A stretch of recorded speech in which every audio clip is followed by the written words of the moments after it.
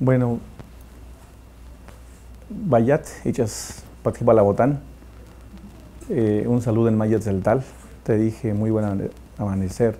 Saludo y reverencia y la grandeza de tu corazón. Breve saludo en Mayat Zeltal. Bueno, la situación de las lenguas indígenas de México a raíz de la salida a luz pública de la Ley General de Derecho Lingüístico de los Pueblos Indígenas, se crea el instituto y justo en el proceso de la implementación de las políticas públicas, una primera gran acción que hizo el instituto fue justamente catalogar las lenguas indígenas. Esto daba respuesta a cuántas lenguas hay en México, dónde están, cómo están, dónde se ubican, en qué regiones, en qué estados. Entonces este estudio arrojó que en México hay 68 lenguas, 68 pueblos y tiene 364 variantes lingüísticas y hay 11 familias lingüísticas en México. Esto quiere decir, este estudio nos da pues a conocer que en México, aun cuando se dice que en la época de la colonia desaparecieron poco más de 144 lenguas, en América Latina México es el tercer país con mayor diversidad lingüística.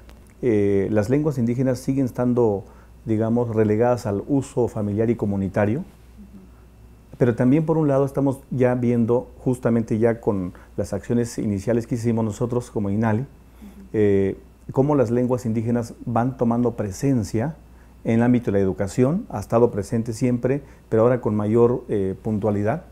En educación secundaria, por ejemplo, ya tenemos una asignatura que se llama Lengua y Cultura Indígena en educación secundaria. Se empieza a trabajar los bachilleratos interculturales, justamente con la idea de la pertinencia y presencia de las lenguas indígenas en bachilleratos interculturales. Se trabaja con las universidades interculturales, donde justamente un asunto fundamental es el trabajo, el vínculo con la comunidad y por supuesto el uso y la presencia de las lenguas y las culturas indígenas. Hay en México cerca de 16 millones de personas que se autoadscriben como indígenas. Es decir, muchos ya no lo hablan, pero se reconocen como indígenas. Probablemente hayan más de los cerca de 16 millones. Todavía seguramente hay gente que aún así, con preguntas ya más abiertas, más directas, negaron su identidad, justo otra vez por el asunto de la discriminación, la exclusión, por ser hablante de una lengua indígena, por ser de origen indígena. Hay, por supuesto, antecedentes. Antes de la creación del INALI ya habían investigadores en la UNAM, en el Colmex, en la ENA, en la UAM, investigadores extranjeros que ya se habían preocupado por documentar las lenguas indígenas, elaborar gramáticas, diccionarios. Sin embargo, como te decía antes, todo eso se hacía, digamos, de manera segregada porque no había una instancia pública como lo es ahora el INALI. El INALI ahora busca ser una instancia aglutinadora de las investigaciones, justamente una instancia justamente que encabece todos esos trabajos, y por eso te decía que trabajamos con los investigadores, con las universidades. Entonces digamos que estamos haciendo ya el trabajo, pero antes había ya por supuesto trabajo.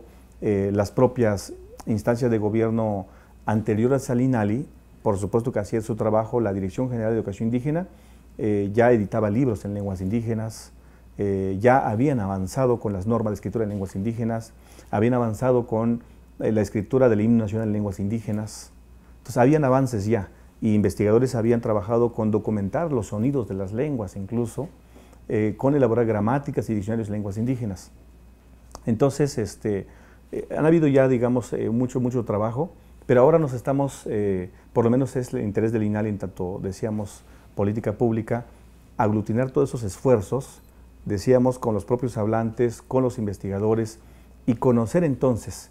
Pero por un lado también, en mi caso, siendo yo de origen indígena, yo mismo he vivido ese proceso de cómo es el asunto de ser discriminado y excluido por ser hablante de una lengua indígena.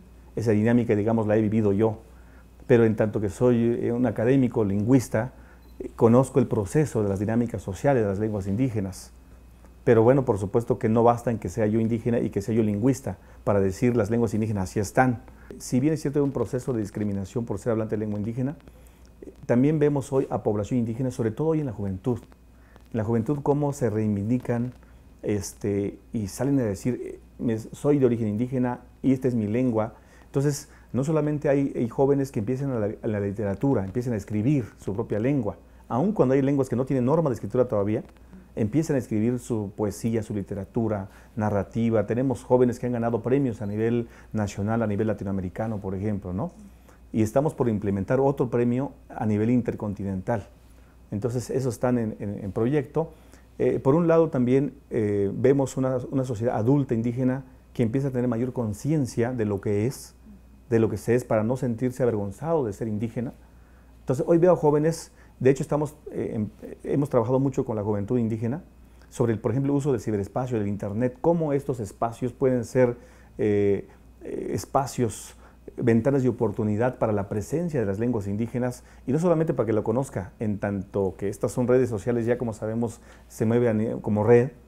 Entonces, dar a conocer nuestra rica diversidad lingüística, nuestras particularidades de sonidos de las lenguas al mundo entero. Entonces, por un lado veo eso, pero por un lado también veo una sociedad no indígena, mayoritaria, con mayor conciencia ya de lo que implica la diversidad, que ya no se ve como desventaja, se empieza a valorar la diversidad.